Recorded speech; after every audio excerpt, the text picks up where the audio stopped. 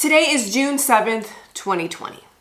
2020 is the year of the global pandemic with COVID-19, as well as a global protest against racism. 2020 has been a lot. We all are experiencing a lot of different emotions, from anxiety to fear to anger to loneliness. Obviously, with George Floyd and his death due to police brutality, this is not the first time this has happened.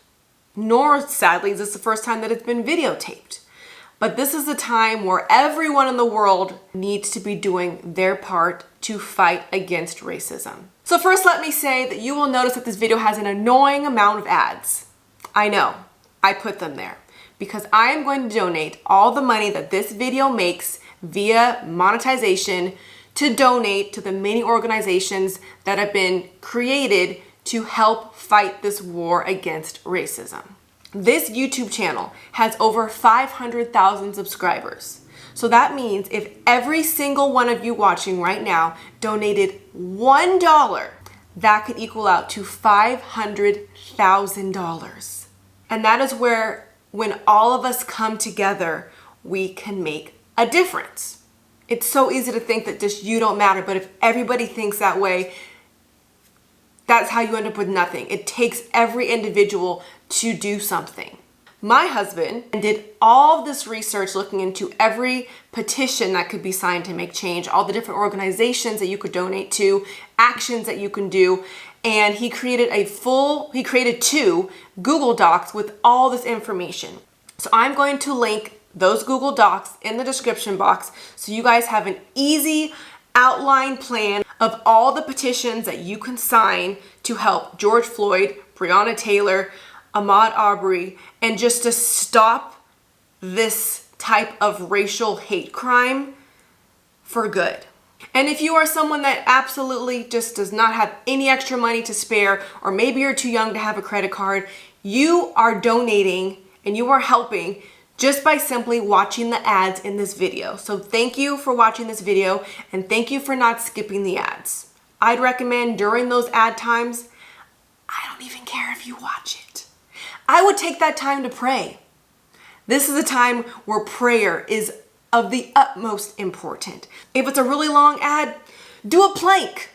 Hold a plank for 2 minutes. Then you will not only have donated to a good cause, you will also finish this video with abs. Guaranteed. So aside from donating to different organizations, you also could sign petitions, you could text, you can call, you could write letters, you could send emails. All of these things are equally as important. But there is one that I do want to specifically point out in this video, which is using your voice and using social media to do so. I'll admit that I learned about George Floyd's death on Instagram.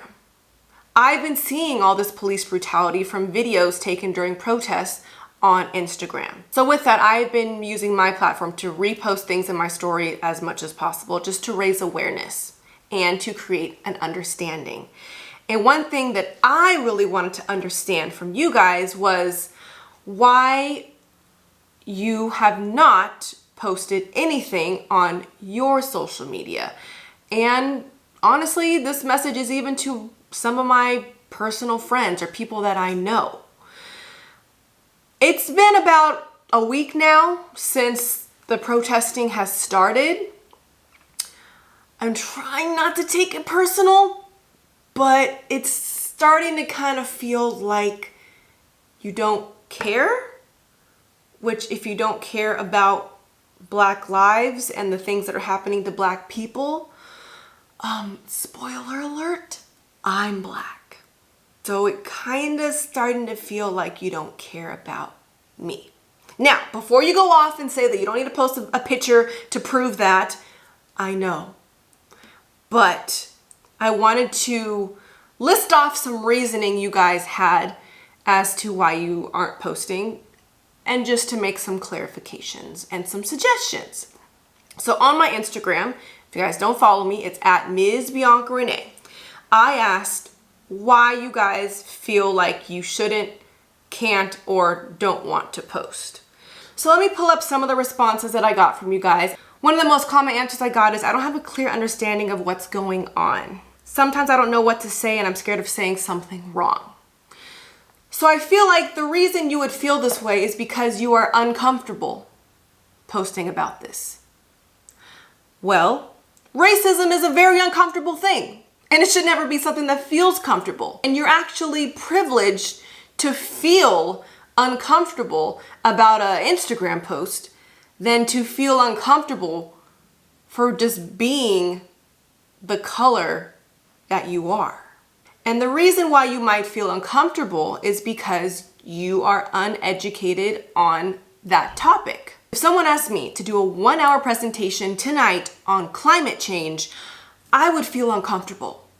Why? Because I don't know enough about climate change to talk about it, and I don't want to say something wrong and sound stupid, so it would make me uncomfortable because I'm just not educated enough on climate change. But if someone said, hey, I want you to do an hour presentation on curly hair, I'd say, only an hour?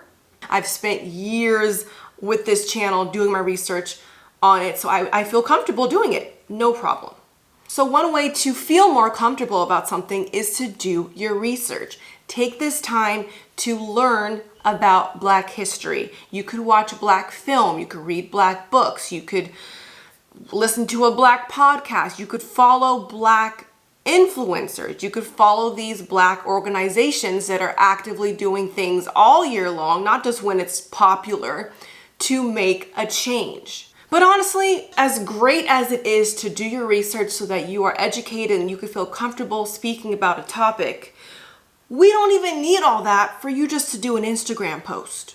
No one is asking you to be an African American studies major or a Black historian overnight.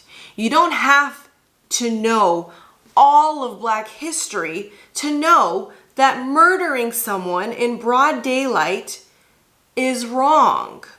This is not an issue of Black versus white anymore. It's about human versus racism. Another really common answer that I got was, I just don't know what to say. I'm afraid to say something. I don't want to say the wrong thing. I don't want to offend someone.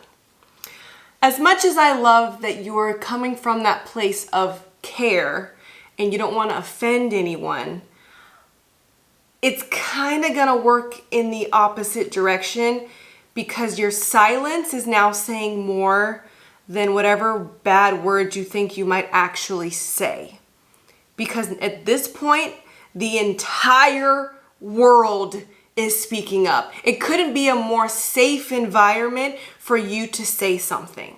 So if you don't feel safe about standing up against racism, or at least just against murder, there's never going to be a better time than right now. And honestly, we don't even need this big dramatic caption.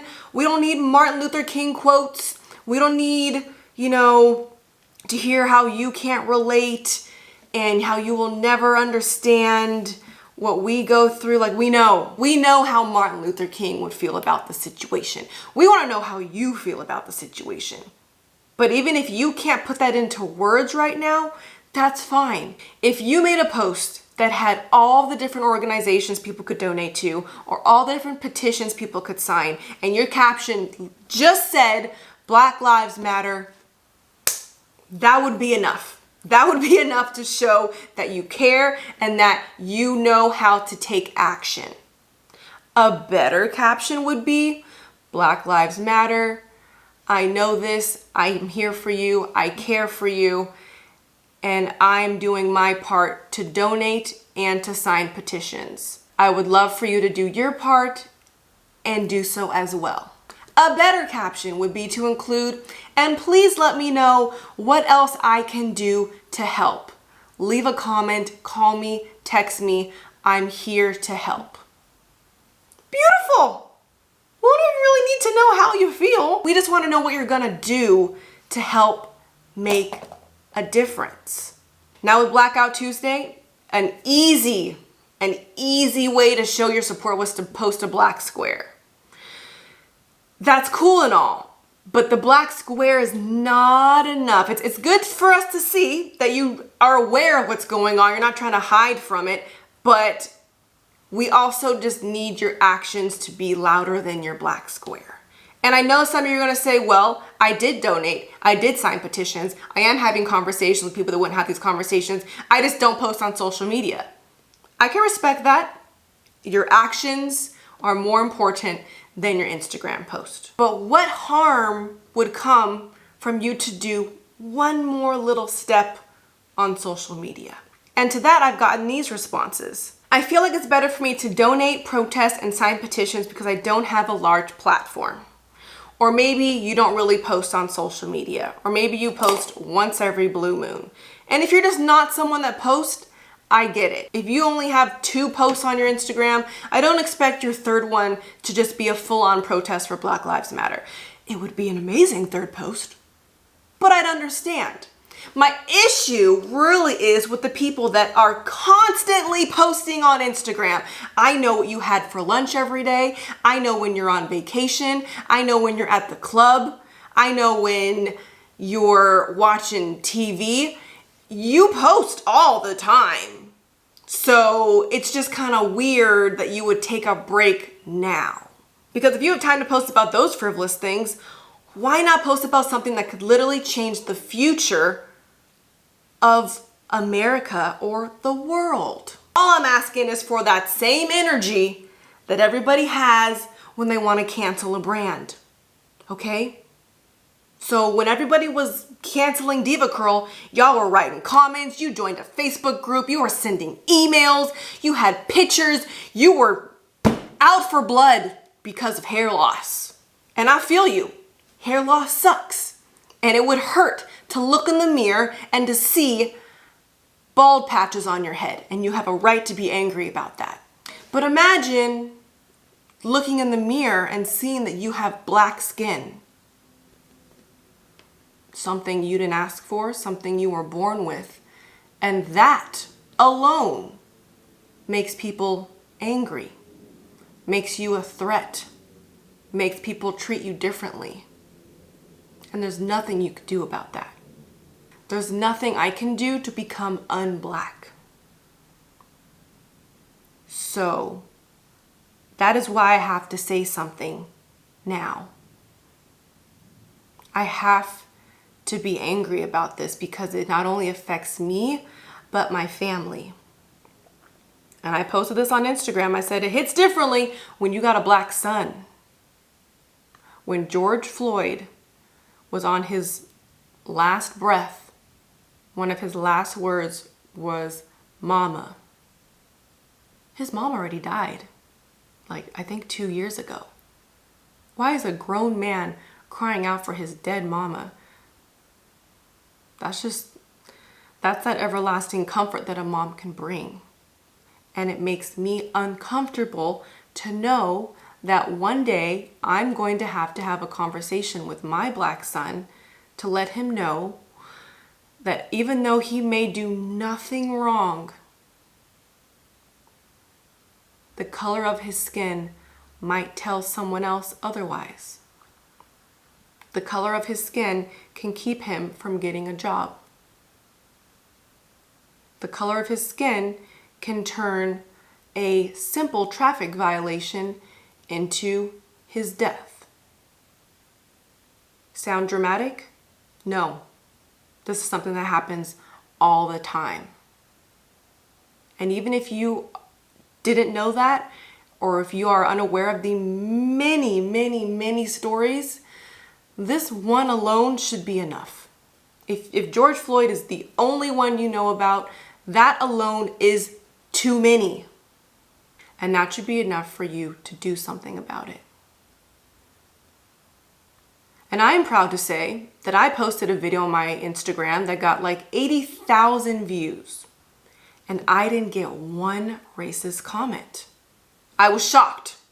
I was ready to have to fight the trolls and explain everything, but fortunately my Instagram audience understood.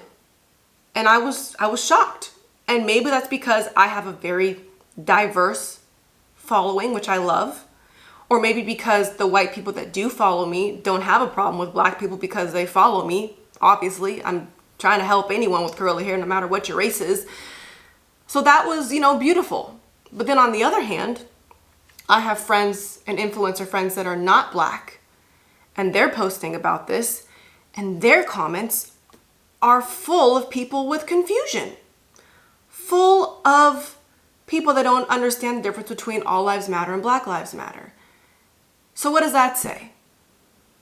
I might be black preaching to the choir, where it's even more important for non-black people to say something, because you might have a non-black family, non-black friends, non-black following that needs to be aware of these things. Maybe my followers already know what's up, but yours don't.